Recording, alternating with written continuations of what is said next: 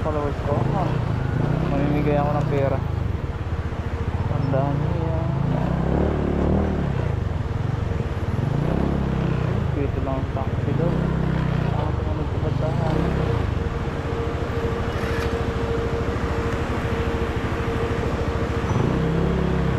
Pwede dyan?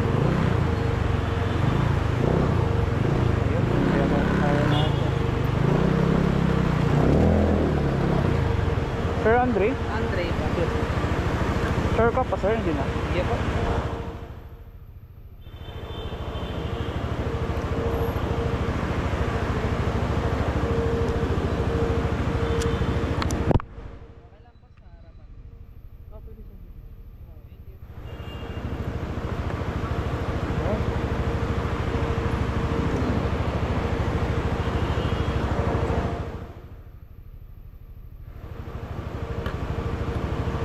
Sa Bristol Racer, di ba?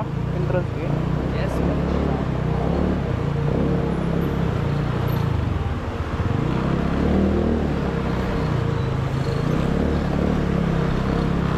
Sir, income ko sa vlog sir, okay lang? Okay. Medyo mag-interview lang tayo konti ba? Bali sir, maaga pa yung out nyo ngayon. Ano pa ba yung mga shifting nyo dyan? Ah, okay, QC sa sin.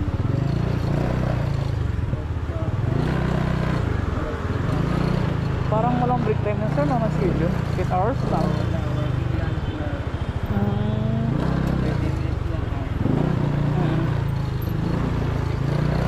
Medyo pa talaga yun sir. Pag QC, ano ba kadalasan yung work ng isang QC dyan sir sa pa? Anong kadalasan yung work niyo dyan QC sa St. Luke's? Oo. QC po saan?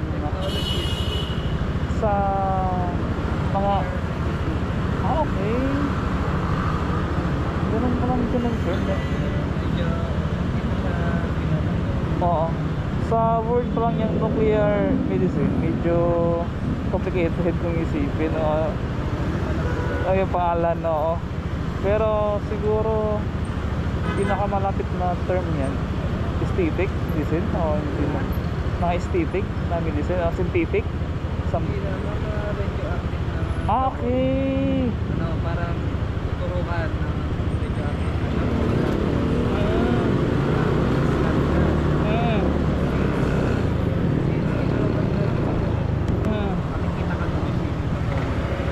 Okay.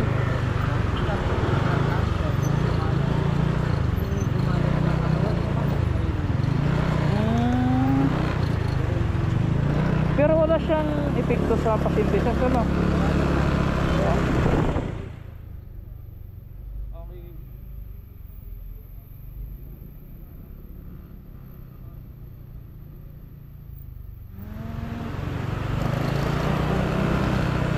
Ngayon lang. Ngayon ko lang nalaman yung ganyan sila. May nuclear medicine pa. Alam ko lang, nuclear weapons eh. Nakapanood sa mga TV sa... okay. Pamilya. Parang US technology o German technology yan sir? Hindi naman. Pero kailan yan nag-start sir? Yung originate niyan, yung nuclear medicine na yan. Hindi mo na ako dala. Pero matagal na siya. Bago pa na. Ay, as in? Okay.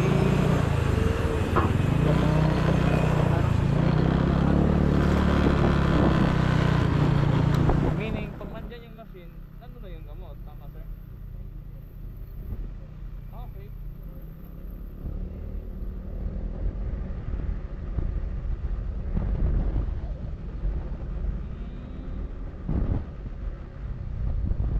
Dalawa lang sa buong Pilipinas.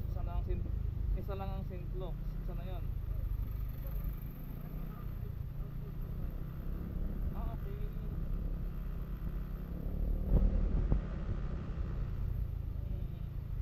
Dahil siguro sa paano to sir, napaka-delikado or ano. Siguro nakapasok ko sa isang briefcase, mga ganun. Parang Basyo. basyo. Parang kailangan LED. Mm. LED. Okay. Para nag- Kasi once na-expose yung katawan sa radiation, anong mangyari sa ulit? Maraming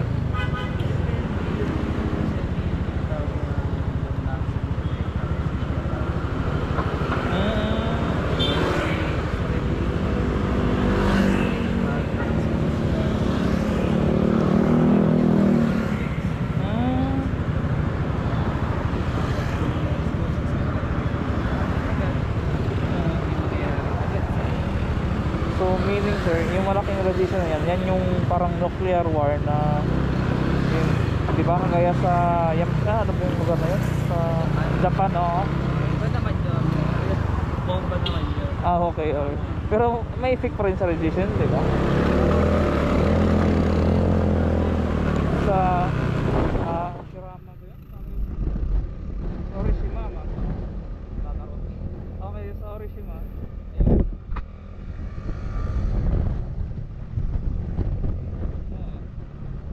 Currently sir, may nalalaman naman ako ngayong araw na meron ba lang nuclear sa pag-aaral yun sir, anong course naman yan sir pag pinag-aaralan? Sa schooling? Okay, talagang special siya na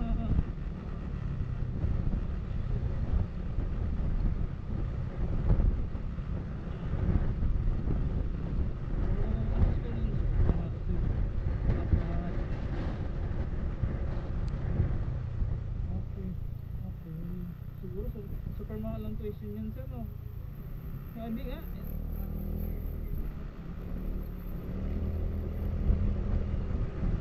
ay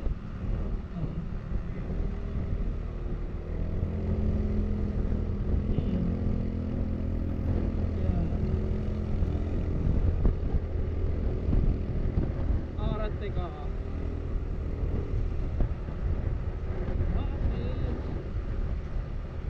parang nakatipid ka pa ata niyan sir kasi dalawa to in month ka na tapos 60k lang per year di ba? Or per sem?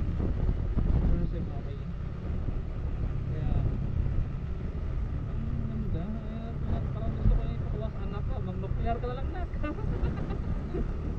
kasi 2 in 1 sila plastic tsaka mid-tech di pa rin nag-examine din kayo sir di ba? Kasi mid-tech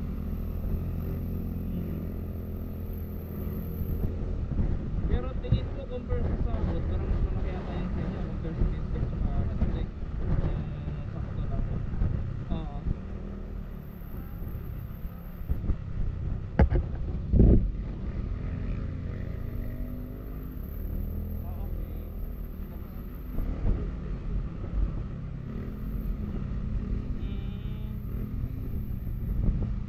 wala okay so nabilong siya sa mga rear works mga ganoon saka konti lang yung demand din kasi konti lang yun maganda kung magkuha ka ng course na yan yung sigurado ka nang may ma-applyan ka may mga tita, uncle ka dun sa mas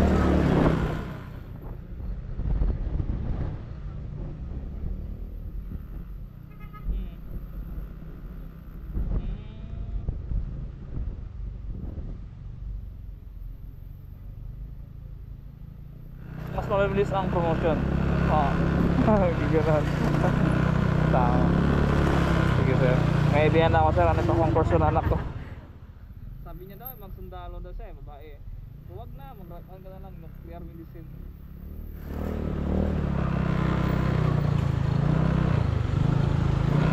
sa loob sir walang bantay tayo sir sige alright thank you so much sir marami tayong natutunan sa shirt gaya natin sir nagkaroon mo na idea sige sir thank you sir bago lang ako na vlog sir dadaanin yan sa sir thank you sir thank you sige sir thank you